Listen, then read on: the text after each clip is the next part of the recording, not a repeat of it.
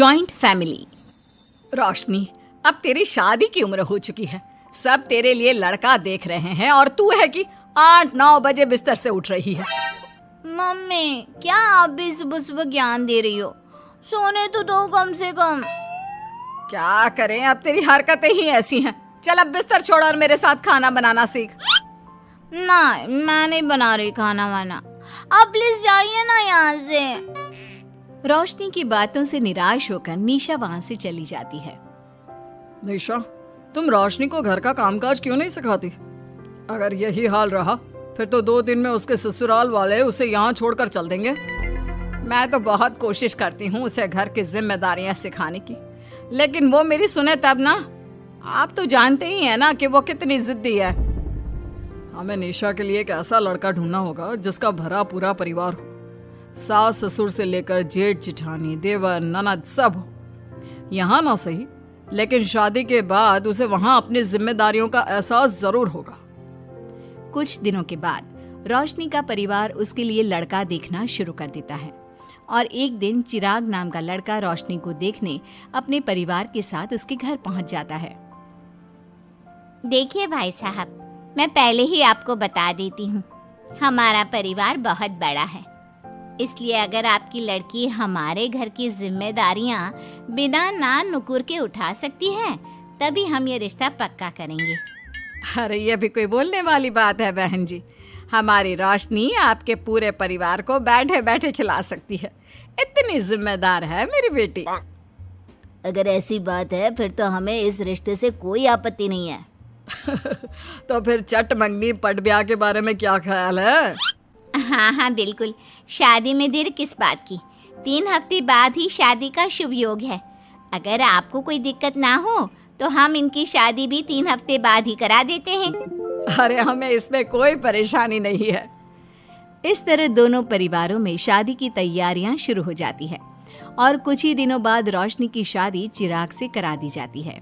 शादी के बाद, बहू इनसे मिलो, ये है तुम्हारी दादी सास, ये बड़ी सास और बड़े ससुर, ये तुम्हारे जेठ, ये जेठानी, ये दोनों तुम्हारे देवर और ये इस परिवार की सबसे छोटी बेटी सिमरन, यानी कि तुम्हारी ननद है। परिवार में इतने सारे लोगों को देखकर रोशनी का सर चकरा जाता है। वो अपना सर पकड़ लेती है और मन ही मन सोचने लगती है, हे भगवान, ये किस जन्म का बदला लिया है आपने मुझसे? मैंने क्या बिगाड़ा था आपका जो आपने मुझे ऐसा परिवार दिया? बेटा, किस सोच में पड़ गई तुम? और कितने लोग हैं आपके परिवार में? बस हम इतने ही लोग हैं बेटा, ज्यादा लंबा परिवार नहीं है हमारा। अब इससे लंबा और कितना बड़ा परिवार होगा आपका? ये ससुराल कम चिड़ियाघर ज्यादा लग रहा है। कुछ कहा क्या तुमने बेटा? नहीं मम्मी जी, वो मैं बहुत थक गई हूँ, तो क्या अब मैं सोने जा सकती हूँ? हाँ, क्यों नहीं बहू। चिराग, बहू को अंदर कमरे में लेकर जा। जी माँ। चिराग रोशनी को अंदर कमरे में लेकर जाता है। चिराग, मुझे यहाँ नहीं रहना, मुझे अलग रहना है। ये तुम क्या बोल रही हो रोशनी? अभी तो आई हो तुम और अभी अलग होने की बात कर रही हो। परिवार वालों को पता चलेगा तो कितने दुखी होंगे वो लोग। मुझे नहीं मतलब किसी से, और इसे तुम परिवार कहते हो? ये परिवार कम कोई गली मोहल्ला ज्यादा लग रहा है। रोशनी, अभी तुम नई हो इस परिवार में, इसलिए शायद तुम्हें ऐसा लग रहा है। कुछ दिन में आदत हो जाएगी तुम्हें। चिराग की बात सुनकर रोशनी अपना सर पकड़ लेती है। आपको समझाना तो दीवार में सर पटकना है। मैं सो रही हूँ, लाइट ऑफ मत करना, मुझे अंधेरे में नींद नहीं आती। इतना बोलकर रोशनी बिस्तर पर लेट जाती है। रोशनी को देखकर चिराग का मुंह खुला का खुला रह जाता है। वो भी पैर पटकते हुए बिस्तर के दूसरे कोने में अपना मुंह मोड़कर सो जाता है। अगले दिन, देवरानी जी, आप उठ भी जाइए, सुबह के 6 बज चुके हैं। सोने दो ना मम्मी, क्यों परेशान कर रही हो? देवरानी जी, मैं आपकी मम्मी नहीं जेठानी हूँ। सुबह सुबह क्या मजाक है मम्मी? इतना कहकर रोशनी अपनी आंखें मसलते हुए उठती है और अपनी जेठानी को देखकर चौंक जाती है। दीदी आप यहाँ? पिछले 1 घंटे से तुम्हें उठा रही हूँ, लेकिन तुम हो कि अब उठ रही हो? लेकिन अभी तो सिर्फ 6 बज रहे हैं, आपने मुझे उठाया क्यों? वो इसलिए क्योंकि आज तुम्हारे इस घर में पहली रसोई है, तो खाना आज तुम्हें ही बनाना होगा ना। क्या? मुझे पूरे मोहल्ले के लिए खाना बनाना पड़ेगा? नहीं रोशनी, तुम्हें पूरे मोहल्ले के लिए नहीं, सिर्फ परिवार के लोगों के लिए ही खाना बनाना है। आपका परिवार किसी मोहल्ले से कम है क्या? कुछ कहा क्या तुमने? हाँ नहीं दीदी, आप चलिए, मैं अभी फ्रेश होकर आती हूँ। आरती वहां से चली जाती है, जिसकी थोड़ी देर बाद रोशनी भी रसोई में जाकर मजबूरी में सबके लिए खाना बनाने लगती है। पूरे 2 घंटे मेहनत करने के बाद उसका खाना बनकर तैयार होता है। वाह बहू, खाना तो बड़ा स्वाद बना है। सच में बहू, तुमने भले ही बहुत देर लगाई खाना बनाने में, लेकिन खाना बहुत स्वादिष्ट बना है। आपके हाथों में तो जादू है देवरानी जी। मैं तो कहती हूँ अब से रोज आप ही खाना बनाया कीजिए, क्यों मम्मी जी? हाँ हाँ बेटा, बिल्कुल ठीक कहा तुमने। रोशनी, आज से रोज तुम ही खाना बनाना। ये सुनकर रोशनी चौंक जाती है। खाना खाने के बाद सभी लोग रोशनी को शगुन का नेक देते हैं और फिर अपने अपने रूम में चले जाते हैं। क्या यार रोशनी, इतना टेस्टी खाना बनाना जरूरी था क्या? अब फंस गई ना तू। ये सब माँ पापा की वजह से हो रहा है, उनके कारण मुझे ये सब झेलना पड़ रहा है। रोशनी गुस्से में अपने रूम में जाती है और अपनी माँ को फोन मिलाती है। मम्मी, मैं आपको कभी माफ नहीं करूंगी। आपने जानबूझकर मुझे इतने बड़े परिवार में भेजा है, जहाँ मुझे सांस लेने की भी फुर्सत नहीं है। हमने ये सब इसलिए किया ताकि तू अपनी जिम्मेदारियां निभाना सीखे। अब मायके की तरह ससुराल में भी अपनी जिम्मेदारियों से मुंह मत मोड़ लेना। मुझे नहीं रहना माँ यहाँ। इस घर में जितने लोग हैं उतने तो हमारे गली मोहल्ले में भी नहीं थे। माँ, मैं आपसे आपकी सारी बातें मानूंगी, पर प्लीज मुझे यहाँ से ले जाइए। बिल्कुल नहीं, अब से वही तेरा सब कुछ है।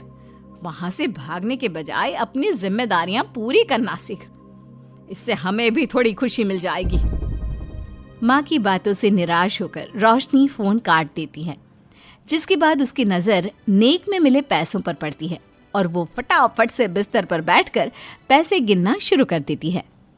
अरे वाह, ये तो पूरे 25,000 रुपए हैं। किसी ने भी 5100 से कम का नेक नहीं दिया। चलो अच्छा है, कुछ तो फायदा हुआ इतने बड़े परिवार में शादी करने का। अब इन सब पैसों से मैं अकेले शॉपिंग करूंगी, बहुत मजा आएगा। शॉपिंग के बारे में सोच सोच कर ही रोशनी अपने बिस्तर पर कूदने लगती है। उसे बिस्तर पर कूदता देख सभी लोग चौंक जाते हैं। भाभी, आप ऐसे क्यों उछल रही हो? छोटी बच्ची हो क्या? अपनी ननद की बात सुनकर रोशनी का मुंह खुला का खुला रह जाता है। थोड़ी देर बाद रोशनी घर में बिना बताए शॉपिंग के लिए निकल जाती है और शगुन में मिले पूरे पैसों को शॉपिंग में उड़ा देती है। शाम में, देवरानी जी कहाँ गई थी आप? जानते हैं सब आपके लिए कितना परेशान हो गए थे, कम से कम आपको बताकर तो जाना चाहिए था ना। सॉरी दीदी, मैं आप लोगों को बताना भूल गई।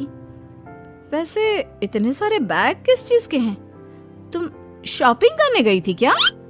हाँ दीदी, वो आज नेक में इतने सारे पैसे मिले थे ना, तो मैंने सोचा क्यों ना मैं उन पैसों की शॉपिंग ही कर लूं। अरे वाह, ये तो बहुत अच्छा सोचा तुमने। मम्मी, पापा, सिमरन, देवर जी, सब बाहर आइए। देखिए रोशनी हम सब के लिए क्या लाई है। रोशनी कुछ समझती उससे पहले ही वहाँ सब लोग आ जाते हैं। क्या हुआ आरती बहू, क्यों चिल्ला रही हो? अरे देखिए ना माँ, रोशनी हमारे लिए शॉपिंग करके आई है। वो देखिए, रोशनी हम सब के लिए कितने कपड़े लेकर आई है। आरती की बात सुनकर रोशनी के पैरों तले जमीन खिसक जाती है। उसके मुंह से एक शब्द तक नहीं निकलता। सच में भाभी, आप कितनी अच्छी हो। बेटा, हम सबके लिए तुझे खरीदारी करने की क्या जरूरत थी? अभी तेरी नई नई शादी हुई है, तुझे अपने लिए लेना चाहिए था ना। एक काम कर, ये सारे कपड़े तू ही रख ले, किसी को कुछ देने की जरूरत नहीं है। चलो, कोई तो समझदार है इस घर में। वाओ भाभी, कितनी सुंदर ड्रेस है। ये शॉर्ट ड्रेस मुझे पता है आप मेरे लिए ही लाए होंगे, है ना?